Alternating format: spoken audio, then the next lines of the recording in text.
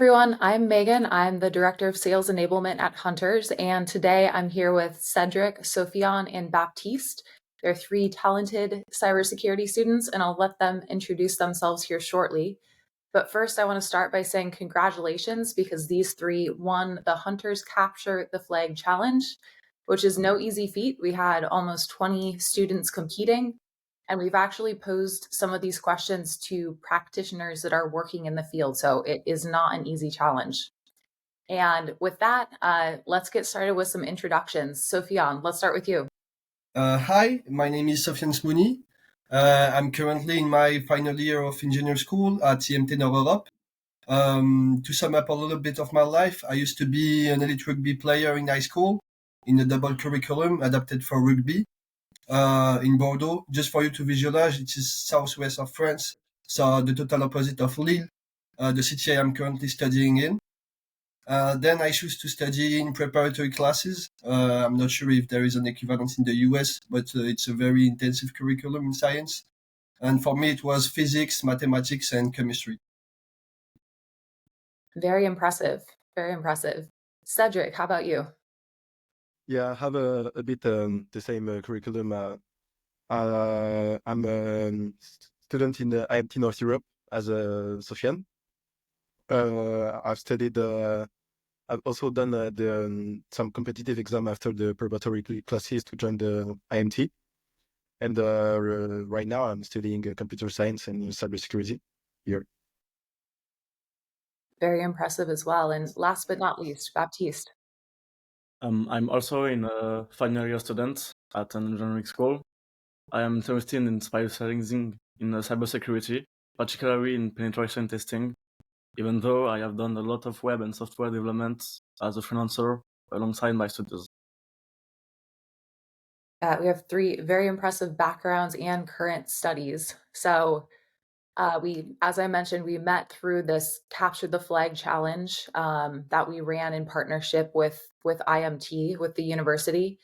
Tell me a little bit more about the program you're studying there and why you chose to get into that field. Cedric, let's start with you.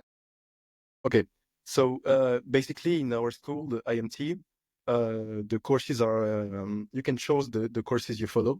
So we have different paths. And we have to choose a major in our second year. So we are at our final year in that school. So we chose the computer science major last year. And right now we are currently specializing in cybersecurity. So we have several courses, including pen testing, ethical hacking, SOC, and so on in cybersecurity. So we are a bit exploring all of the aspects of cybersecurity in order to learn more in that field. Yeah. Very cool. And how you mentioned you're maybe in your final year. How long is the full program at IMT? The full program at IMT is 3 years. So after the competitive exams. So before that, we have 2 years of preparation. We call that prépa in France. 2 years of preparation classes in order to pass the competitive exams, and then start the courses at IMT. Got it. Very interesting. Yeah. Sounds rigorous too, but you're almost through it. It's pretty hard. Awesome. So yeah, Sofian, let's go to you next. How did you end up wanting to study cybersecurity? So for the first year in engineering, we study a lot of different topics. So we learn about economy, materials, and things like that. And for being honest, I was not very excited about everything except computing. So I specialize myself in computing and data science in the second year. And I had the opportunity to learn a little bit on web development, mobile application, and we made a project of a web service for face recognition using machine learning in back end to find picture of a person in a huge picture database. And that is what really made me really involved in computing. Very cool. Yeah, that sounds like an interesting project. Awesome. And Baptiste, how about you? How did you end up wanting to study cybersecurity? I have always been comfortable with computers because I have been coding since I was young. This led me to web and software development, as I said. And then I started taking an interest in cybersecurity because it is a very broad and fascinating field where there is always something new to learn and experiment with. That's awesome. So let's go back to the Capture the Flag challenge that we offered through this program. Baptiste, let's start with you. How was your experience completing the Hunters Capture the Flag challenge? Yeah, the experience was launching from the very beginning. Getting started with the platform was straightforward, thanks to its user-friendly interface and intuitive design. The instructions were clear and concise, which made it easy to dive into the challenge without feeling overwhelmed. So it was a very good experience, honestly. That's awesome. Yeah, that's very good to hear. We're always tailoring our learning programs to make them clear, but also a challenge, right? How about you, Sofian? How was your experience with the Capture the Flag challenge? Yeah, my experience completing the CTF challenge was very fun and interesting because I've never used the SOC platform before. And I knew some type of attacks, but the CTF was very well built to make you understand the methods that could be used. And you really dig into the process step by step. Like first, you use a password spraying attack, which is basically a brute force using a smaller dictionary, but a larger number of hosts. Yeah, and I really like the investigation part and the challenge because it's like being a detective looking for evidences. Very cool. And I'm going to ask a follow-up because you mentioned you hadn't used a SIM or a tool like that before. How was it using Hunter's SOC platform and navigating the interface?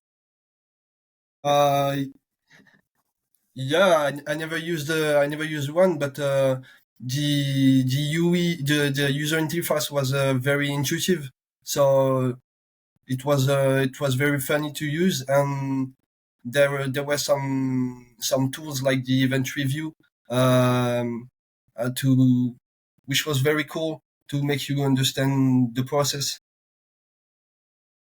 Very cool. Yeah, it's interesting to hear, especially coming from the perspective of you're using a SIM-like tool for the first time. So very interesting.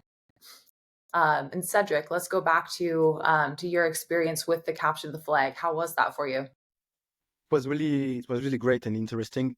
For my part, it was not my first time using a sub platform and completing CTFs and stuff. So before, I've already done some kind of hack the box challenges and CTF and stuff. So I already knew the kind of questions and direction I would have to search on. But this time it was really interesting because I've never used this kind of sub platform that was integrating multiple technologies and tools to investigate. So I was really interested in this. So for me, the investigation itself wasn't that hard because I worked already in a SOC, so I knew how to correlate, investigate, and where to search the right informations. But the platform was really intuitive to use, and I really liked it.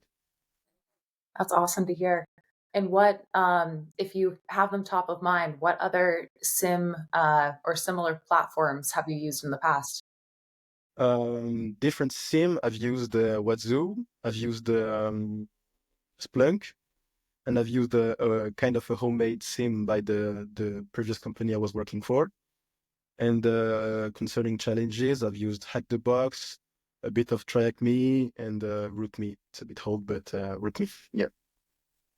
That's awesome. Yeah, it's great getting just building your knowledge base too on different platforms that are out there and just sharpening the skill set.